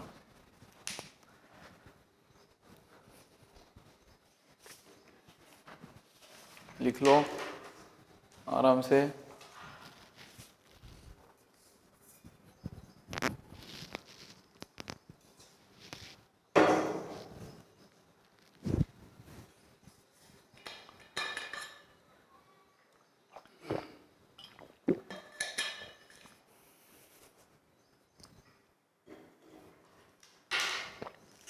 फॉर्मूला भी लिख लो।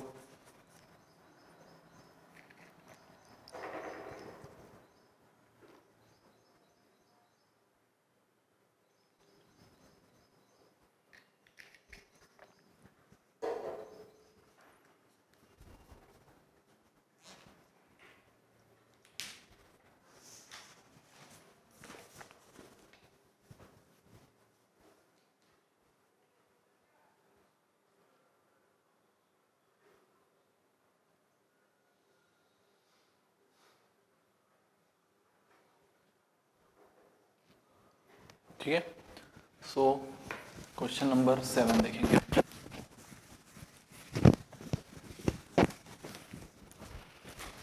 Question number 7. The average weight of 3 men A, B and C is 84 kg. देखो 3 आदमी हैं, उनका एवरेज दे दिया आपको. A का वेट प्लस B का वेट प्लस C का वेट. 3 लोग हैं इसलिए डिवाइड बाय 3 और ये एवरेज वेट है 84 kg. अब मुझे बताओ, अगला चीज पढ़ने से पहले क्या मैं A plus B plus C निकाल सकता हूं? 3 इधर डिवाइड कर रहा है, उधर मल्टीप्लाई कर लेगा. 252. ठीक है, 84 into 3 252. Another man D joins the group. ये पहले तीनों का ग्रुप था, अब डी चलकर आया और उनको ज्वाइन कर दिया. सो another man D joins the group and the average now become 80 kg. अचानक डी आने से, मतलब ए पहले से था, बी भी था, सी भी था, अब डी भी आ गया है, मतलब उसका भी वेट काउंट होगा. तो एवरेज अब इस बार कितने एलिमेंट हैं? 4, इसलिए डिवाइडेड बाय 4. तो इनका एवरेज बन गया 80. इसी तरह एवरेज निकलेगा. सिंपल एवरेज का फॉर्मूला, जितनी भी वैल्यूज है उनकी addition upon total number of element is equal to 80. आपको क्वेश्चन ने दे दिया है. सो देखो इस बार भी फिर मैं A plus B plus C plus D निकाल सकता हूं. कितना है? 4 उधर गया, मल्टीप्लाई करेगा. 80 इंटू 4 320. अब अगर आप देखो इसको मैं अगर इक्वेशन 1 बोल दूं तो इक्वेशन 1 से A प्लस बी प्लस सी आपको ऑलरेडी पता है. A प्लस बी प्लस सी कितना है? 252. तो खत्म. इक्वेशन 1 की जो 252 वैल्यू है A plus B plus C की यहां रखता हूं, is equal to plus D, क्योंकि डी मुझे नहीं पता हुआ as it is equal to 320. तो देखो डी मिल गया है. डी आपको मिल चुका है 68. 252 प्लस है, उधर गया माइनस हो गया. 320 माइनस 252 68. उतनी प्रैक्टिस कर करके इतनी एटलीस्ट आप में फैमिलियरिटी या कॉन्फिडेंस आ जाना चाहिए कि छोटा मोटा कैलकुलेशन आप तुरंत कर लो, अननेसेसरी स्टेप वेस्ट ना करना पड़े. सो 320 माइनस 252 68. डी आपको मिल गया है. देखो चलो क्वेश्चन पढ़ते जा रहे हैं, साथ में सॉल्व करते जा रहे हैं. Another man D join the group, जिसका वेट भी हमें पता चल गया है 68, and the average now becomes 80 kg. If, और देखो, if another man E whose weight is 3 kg more than that of D. एक नया आदमी जिसका नाम है ई और उसका वेट डी से 3 kg ज्यादा है, तो क्या मैं अब ई भी निकाल सकता हूं? क्वेश्चन बोल रहा है कि ई का वेट डी से 3 kg ज्यादा है, तो मुझे डी का वेट तो पता है 68 प्लस 3, आंसर इज 71 kg. ये 71 kg किसका वेट आ गया? ई का. खत्म. ई का वेट भी पता चल गया. So another man E whose weight 3 kg more than that of D replaces A. इस बार वो जाकर उनको ज्वाइन नहीं कर रहा है ई, वो ए को रिप्लेस कर रहा है. ए को रिप्लेस करना मतलब क्या? ए को हटा रहा है, उसके जगह खुद खड़ा रह रहा है. मतलब पहले कौन थे? ए, बी और सी थे. डी आकर ज्वाइन कर दिया तो कौन मिल गए? A plus B plus C plus D हो गए. अब ई आ रहा है, बट ई यहाँ पे अगेन खड़ा नहीं हो रहा है, ज्वाइन मतलब ऐड नहीं हो रहा है, प्लस ई. ई क्या कर रहा है? सीधा ए को हटा रहा है, मतलब ई ए के जगह पर आ रहा है. यानी इस नए इक्वेशन में अब आपको ए को हटाना है, इग्नोर करना है और उसके जगह ई को लेना है. तो देखो whose weight 3 kg more than that of D जो हमने निकाल लिया 71 kg replaces A, then the average age of B, C, D and E become 78 kg. देखो मैंने आपसे कहा था कि ऑलरेडी B, C और D तो है, E आकर A को रिप्लेस कर रहा है, तो E A की जगह पर आ गया. और क्वेश्चन भी वही बोल रहा है, and hence the average of B, C, D and E becomes 78 kg. Again अभी भी कितने लोग हैं? 4. गलती से भी ए को यहां पर मत लेना, क्योंकि ए रिप्लेस हो रहा है. ए अब जा रहा है घर, उसके जगह ई आ गया. तो अभी भी टोटल एलिमेंट कितने हैं? 4. बी सी डी पहले से और ई आ गया ए के जगह, और वो एवरेज आपको दिया है 78 kg. So what is the weight of A? Weight of A आपको पूछा है. ठीक है.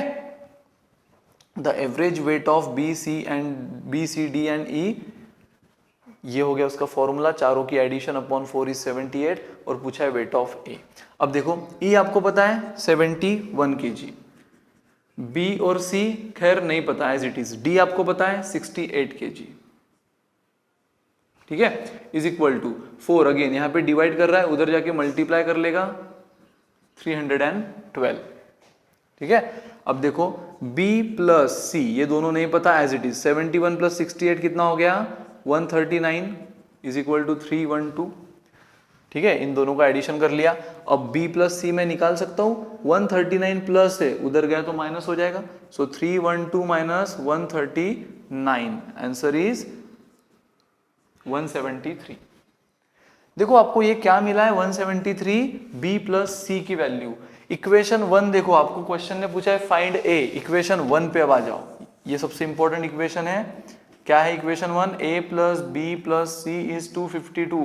बट दोस्तों देखो b प्लस सी तो मुझे पता ही चल गया, b प्लस सी कितना है 173। So a as it is, b plus C के जगह मैं रिप्लेस कर दूंगा 173 को, खत्म। So a is equal to 173 plus है, उधर गया माइनस हो गया।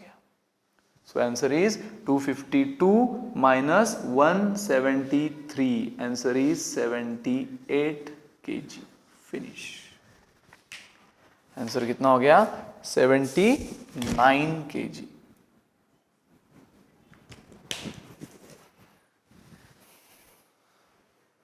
$79 kg is the answer. C. बहुत आसान क्वेश्चन था, सिर्फ इसकी टोपी उसके सर, इसकी टोपी उसके सर, इस तरह से आपको उलझाने की कोशिश की थी। पहले बोला था ABC का एवरेज 84 है, सो A प्लस बी प्लस सी, 3 उधर मल्टीप्लाई कर दिया 252, ये इक्वेशन मिल गया। फिर बोला कि D एक नया आदमी यहाँ ज्वाइन हो गया और चारों का एवरेज 80 है, सो देखो A plus B plus C plus D, 4 उधर मल्टीप्लाई हो गया 320 मिल गया। अब इक्वेशन 1 से A plus B plus C की वैल्यू 252 मुझे पता थी, यहाँ रखा, D मिल गया 68। क्वेश्चन ने फिर बोल दिया E जिसका वेट 3 kg से ज्यादा है एज कंपेयर टू D, मतलब E का वेट का इक्वेशन मिल गया D प्लस 3 और उसका एक्चुअल वेट मिल गया 71, क्योंकि D का वेट था 68, उसमें 3 मिला लो। तो इस E ने क्या किया, इन चारों के ग्रुप में जाके A को हटा दिया और खुद खड़ा हो गया, रिप्लेस किया A को। तो फिर नया average of B, C, D and E become 78। तो ये इक्वेशन मिला जिसमें E और D पता था, B प्लस सी का कैलकुलेशन के बाद आंसर मिला 173, खत्म। फिर से इक्वेशन 1 पे आया और B प्लस सी के जगह 173 रखकर A का आंसर आ गया। क्वेश्चन ने A ही पूछा था, फिनिश, लिख लो।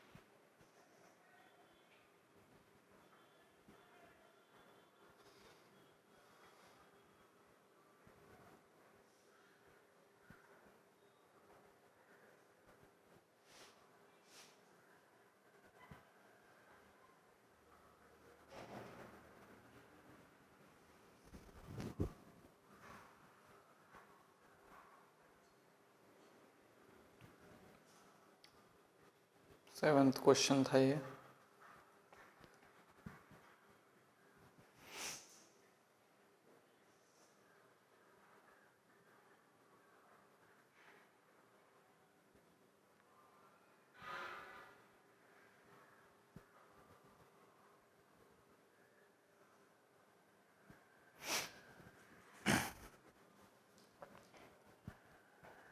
ठीक है, सो ये था 7th क्वेश्चन, काफी आसान, बस उसने कंडीशन देते रहा, हम उसके हिसाब से काम करते रहे और आखिरी में काम बन गया। Question number 8, the age of Shaurya and Kaurav की इज इन द रेशियो 2:6। दो लोग हैं, शौर्य और कौरव की, इनका एज का रेशियो दिया है 2:6। मुझे बताओ शौर्य और कौरव की का एज का रेशो आपको पता है 2/6, तो मैं एज्यूम कर लूं लेट, अगर आपको रेशो पता होता है तो स्टैंडर्ड अजम्पशन क्या बन जाता है, रेशो अगर आपको पता है तो स्टैंडर्ड अजम्पशन क्या बन जाएगा, let the age of Shaurya is 2x years and age of Kaurav की इज 6x ईयर्स, बराबर है। रेशियो अगर आपको पता है तो सिर्फ क्या करना होता है, एक कॉमन मल्टीपल x चिपका देना होता है, तो आपको उनका स्टैंडर्ड अजम्पशन मिल जाता है। क्योंकि देखो अगर मैं शौर्य का एज 2x एज्यूम कर लूं और कौरव की का 6x एज्यूम कर लूं, फिर से 2x/6x अगर करूं, x कैंसल, रेशो वो का वो ही रहा। मुझे रेशो बदलना नहीं चाहिए, बस इतना ध्यान में रखना है, क्योंकि ये क्वेश्चन की फिक्स कंडीशन है कि दोनों के एज का कितना एज है दोनों का नहीं पता, बट दोनों के एज का रेशो 2/6 है, तो खत्म। सिर्फ क्या करना होता है, रेशो पता होता है तो उसको एक कॉमन मल्टीपल x y जो चाहिए चिपका दो, तो आपको उनका एक्चुअल स्टैंडर्ड अजम्पशन मिल जाता है एज का। तो शौर्य का एज मैंने एज्यूम कर लिया 2x ईयर्स, कौरवकी का 6x ईयर्स। फिर से क्रॉस चेक करना है तो दोनों का अगर रेशो लूंगा तो x और x कैंसल, बचा 2/6। ठीक है। नाउ अब देखो, after 5 years the ratio of their edges will become 6:8।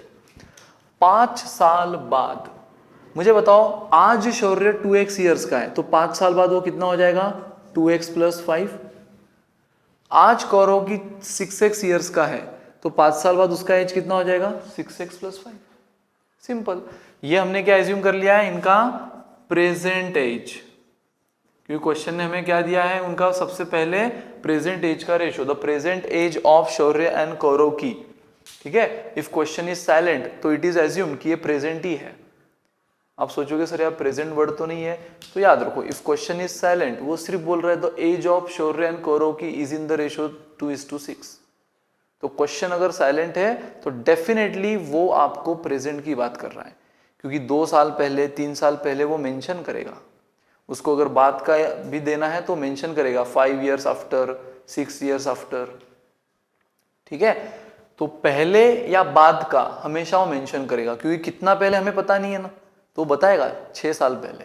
कितना बाद में हमें वो भी नहीं पता, तो बताएगा 5 साल बाद। लेकिन अगर वो सिर्फ एज ऑफ शौर्य एंड कौरवकी इज दिस, अगर ऐसा बोल रहा है तो बाय डिफॉल्ट वो कुछ भी मेंशन नहीं कर रहा है, क्वेश्चन साइलेंट है, तो बाय डिफॉल्ट वो प्रेजेंट एज की बात कर रहा है। ठीक है। तो उसने हमें बोला है शौर्य और कौरवकी का एज ये 2:6 में है, इसका मतलब उनका प्रेजेंट एज ये 2:6 के रेशो में, क्योंकि क्वेश्चन साइलेंट तो बाय डिफॉल्ट ये प्रेजेंट एज है। तो उससे मैंने एज्यूम कर लिया शौर्य का प्रेजेंट एज 2x ईयर्स, कौरवकी का प्रेजेंट एज 6x ईयर्स। अब क्वेश्चन बोल रहा है कि 5 ईयर्स आफ्टर उनके एज का रेशो बन गया 6:8। तो मुझे बताओ आज अगर शौर्य 2x का है तो 5 साल बाद वो 2x + 5 का बन जाएगा। आज कौरव की 6x का है तो 5 साल बाद 6x + 5 बन जाएगा, और 5 साल बाद उनका एवरेज बन गया 6:8। ये शौर्य का 5 साल का बाद एज, ये कौरवकी का 5 साल बाद वाला एज, और 5 साल बाद वाले दोनों एज का रेशो क्वेश्चन बोल रहा है 6:8। फिनिश। इनको क्या कर लो, पहले तो सॉल्व कर लो। 8 क्रॉस मल्टीप्लीकेशन, 8 इस पूरे ब्रैकेट को मल्टीप्लाई करेगा इज इक्वल टू 6 इस पूरे ब्रैकेट को मल्टीप्लाई करेगा, तो 16x + 30, 36x + 30, सॉरी अब 40, 30। ठीक है। अब 16x प्लस है, उधर गया माइनस हो गया, 36x - 16x 20x, 30 कांस्टेंट को मैं इधर ला रहा हूँ, x को उधर शिफ्ट कर रहा हूँ, 30 प्लस है, इधर आया माइनस हो गया, 40 - 30 10। So x is equal to what, 10/20, 0 0 cancel, x is equal to 1/2। x मुझे मिल गया, मतलब मुझे क्या मिल गया है, प्रेजेंट एज। प्रेजेंट एज क्या हो गया था, 2x, मतलब 2 × 1/2 यानी 2 कैंसल, 1 ईयर, और 6x, 6 × 1/2 यानी 3 ईयर्स। बराबर ना। मेरा x निकल गया, मतलब जो शौर्य और कौरवकी को मैंने एज्यूम किया था वो मुझे एक्चुअल मिल गया, 2x, यानी 2 × x कितना है, 1/2। सो 2 कैंसल, 1 ईयर है शौर्य का प्रेजेंट एज, आज का प्रेजेंट, और 6x, 6 × 1/2 3 ईयर्स है कौरवकी का प्रेजेंट एज। अब निकालने क्या बोला है, find the average of their edges after 10 year. Finish. 10 साल बाद उनका एवरेज क्या रहेगा एज का, वो आपको निकालना है। मुझे बताओ शौर्य आज 1 साल का है, ये उनका प्रेजेंट एक्चुअल एज आपको मिल गया है। शौर्य आज 1 साल का है तो 10 साल बाद कितना रहेगा, आफ्टर 10 ईयर्स। आफ्टर 10 ईयर्स शौर्य कितने का रहेगा, आज 1 साल का है तो 10 साल बाद 11 ईयर्स का रहेगा, और कौरवकी आज 3 साल का है तो 10 साल बाद 13 ईयर्स का रहेगा। फिनिश। शौर्य आज 1 साल का है तो 10 साल बाद 11 साल का रहेगा, एक पहले से ही है, प्लस 10 ईयर्स 11। कौरवकी आज 3 साल की है, 3 साल कंप्लीट है, आज 3 साल की है तो 10 साल बाद क्या हो जाएगा, 3 + 10 13 ईयर। अब आपको पूछा है 10 साल बाद उनका एवरेज, तो 11 प्लस एवरेज कैसे निकालते हैं आपको पता है। दोनों का 10 साल बाद वाला इंडिविजुअल एज हमें पता चल गया है, तो उनका एवरेज कैसे निकालेंगे? दोनों का addition upon 2। Answer is 12 years. Finish, this is the final answer. Shaurya और कौरव का एज का रेशो दिया था, अगर कुछ नहीं बोल रहा है, so the age of Shaurya and Kaurav की इज इन द रेशो 2:6, सिर्फ इतना ही मेंशन है, तो भी बाय डिफॉल्ट वो प्रेजेंट एज है, क्योंकि बिफोर आफ्टर का आपको मेंशन रहेगा, अगर कुछ नहीं मेंशन तो प्रेजेंट।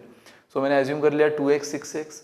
5 साल बाद वाला भी रेशो दिया था, तो 5 साल बाद ये हो गया 2x + 5, ये हो गया 6x + 5, और उनका रेशो दिया था 6:8, ये दिया था आपको आफ्टर 5 ईयर्स।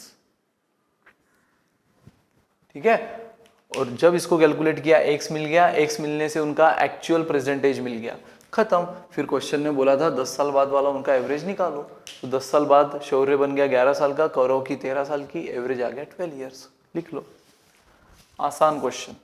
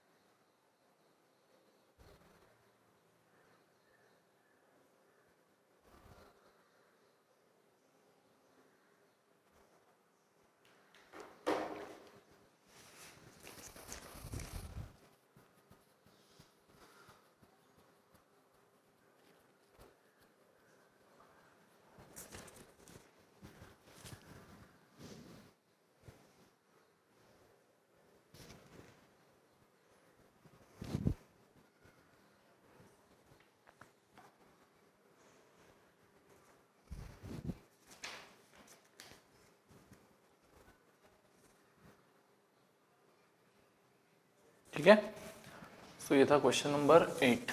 देखना 9।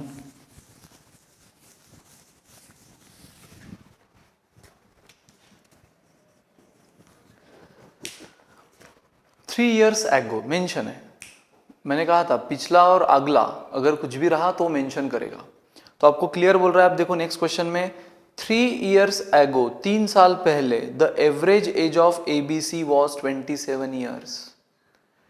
3 साल पहले एबीसी का एवरेज एज था 27 ईयर्स। दोस्तों इसी खास ऐसे टाइप के क्वेश्चन के लिए मैंने आपको वो हाईलाइट वाली चीज पढ़ाई थी।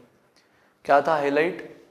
कि जब आप कोई भी कांस्टेंट सारे वैल्यूज में ऐड या सब्सट्रैक्ट करते हो तो नया एवरेज भी उतने ही वैल्यू से ऐड या सब्सट्रैक्ट हो जाता है, और same for multiplication and division था। तो अब वही फंडा यहाँ पे अप्लाई होगा, ऐड वाला। क्वेश्चन आपको बोल रहा है कि 3 साल पहले एबीसी का एवरेज, एबीसी के एज का एवरेज, उम्र का एवरेज 27 ईयर्स था। मुझे बताओ 3 साल पहले भले ही 27 था, लेकिन आज यानी अगर मैं प्रेजेंट की बात करूं तो एक ही उम्र अब 3 साल से बढ़ गई है।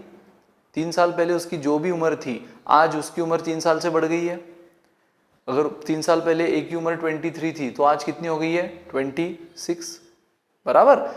बी की उम्र 3 साल पहले जितनी भी थी आज उसकी भी 3 साल से बढ़ गई है, और सी की भी उम्र जितनी थी वो भी 3 साल से बढ़ गई है।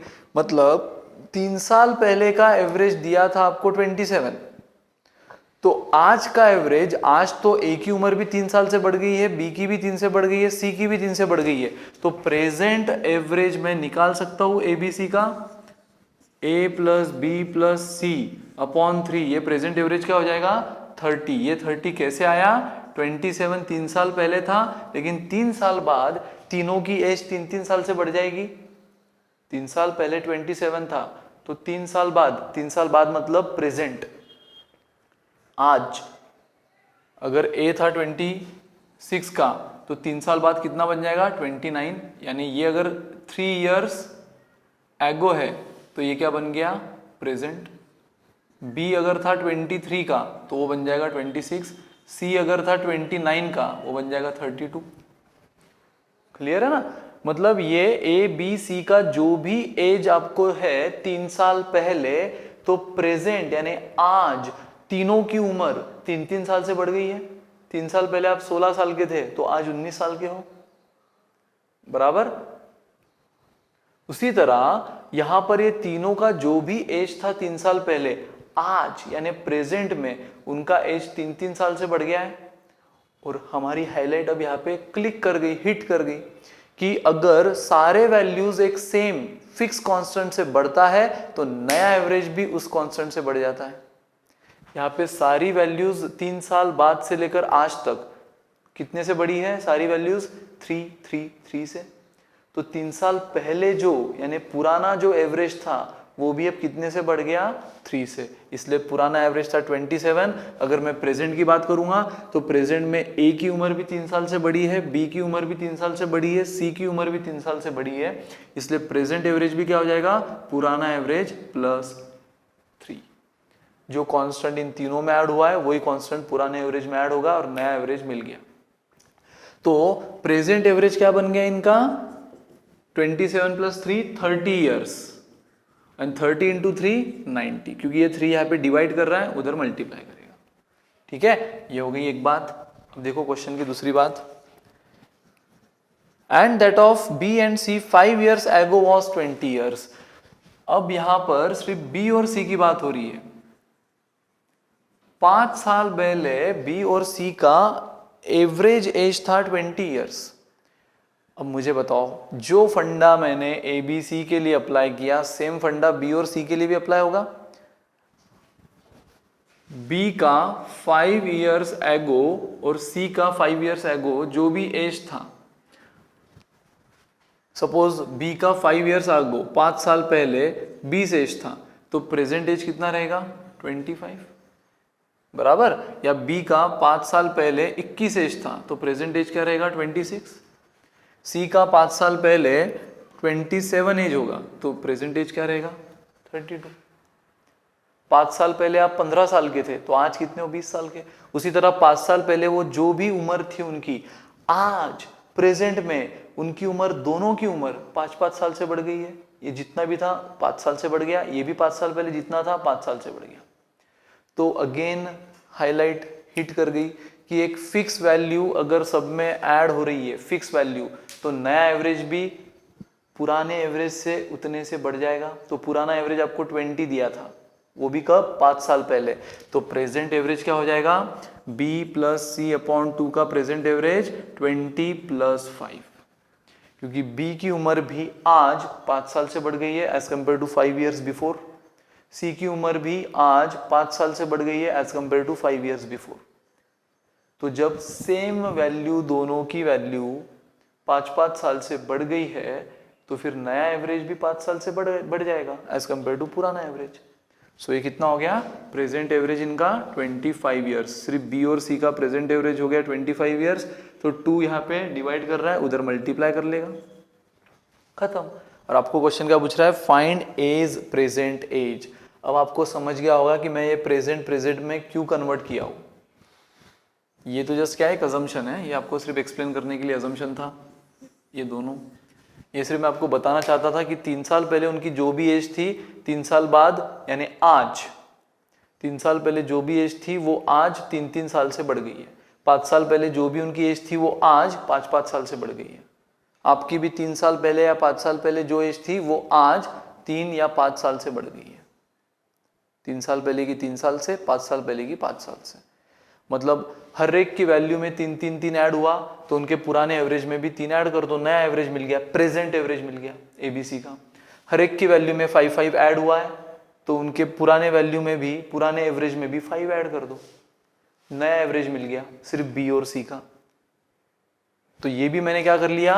एबीसी का प्रेजेंट एवरेज निकालकर प्रेजेंट समेशन निकाल लिया। यहां पर भी एबीसी का निकाला, यहां पर भी बी और सी का मैंने प्रेजेंट समेशन निकाल लिया। और प्रेजेंट क्यों निकाला? क्योंकि क्वेश्चन है present age of A. Data भले ही उसने 3 और 5 साल पहले का दिया था, बट पूछा है प्रेजेंट एज ऑफ ए। और इसीलिए मेरा काम क्या है? इन सब को एक कॉमन प्लेटफॉर्म पे लाना। 3 साल पहले वाली बात को भी कॉमन प्लेटफॉर्म पे यानी प्रेजेंट पर लेकर आया हूं, 5 साल पहले वाली बात को भी प्रेजेंट पर लेकर आया हूं। अब इन दोनों को मैं कंपेयर कर सकता हूं, अब इन दोनों को मैं बिंदास कंपेयर कर सकता हूं। ठीक है, तो याद रखो जब जब इस टाइप के क्वेश्चन आएंगे ना, 5 साल पहले, 3 साल बाद, तो आपका पहला काम रहेगा उनको प्रेजेंट में लाना। बिफोर आफ्टर ईयर्स जब भी आपको दिया है उनकी उम्र, आपका पहला काम क्या रहेगा, उनको प्रेजेंट में लाना। और कैसे लाना है, उसके लिए यूज होगी हमारी हाइलाइट्स। 3 साल पहले का जो एवरेज दिया है उसमें 3 मिला लो, आपको मिलेगा उनका प्रेजेंट एवरेज। 5 साल बाद वाला जो एवरेज दिया है उसमें 5 घटा दो, आपको मिलेगा उनका प्रेजेंट एवरेज।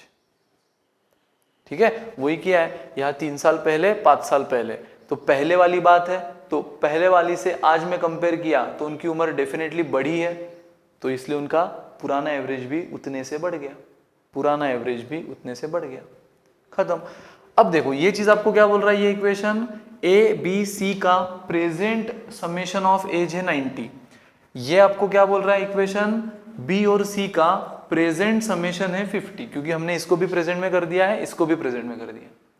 तो आज बी और सी का, आज दोनों के उम्र का समेशन है 50 और ए बी सी का आज तीनों के उम्र का समेशन है 90, तो ए का उम्र आप निकाल सकते हो, खत्म। A as it is, B plus C देखो आपका क्या आया है, इक्वेशन 2 से बी प्लस सी आया है 50 ईयर, तो बी प्लस सी की जगह 50 लिख दो। सो ए आपको मिल गया 90 माइनस 50, 40 ईयर्स, खत्म। तो आज का ए का प्रेजेंट एज है 40 ईयर्स, क्योंकि अब पूरा क्वेश्चन मैंने प्रेजेंट में कर दिया है, तो जो आंसर आया वो प्रेजेंट का ही है। और ये चीज अब आपको सिर्फ इस क्वेश्चन के लिए नहीं, हर एक उस क्वेश्चन के लिए याद रखनी है जहां पर आपको 6 इयर्स बिफोर या 2 इयर्स आफ्टर इस तरह से जब जब क्वेश्चन दिया है, तो पहला काम आपका रहेगा उसको प्रेजेंट में लाना, कॉमन प्लेटफॉर्म प्रेजेंट पे लाओ और फिर उसको जो भी पूछा है वो सॉल्व करो। ठीक है, लिख लो।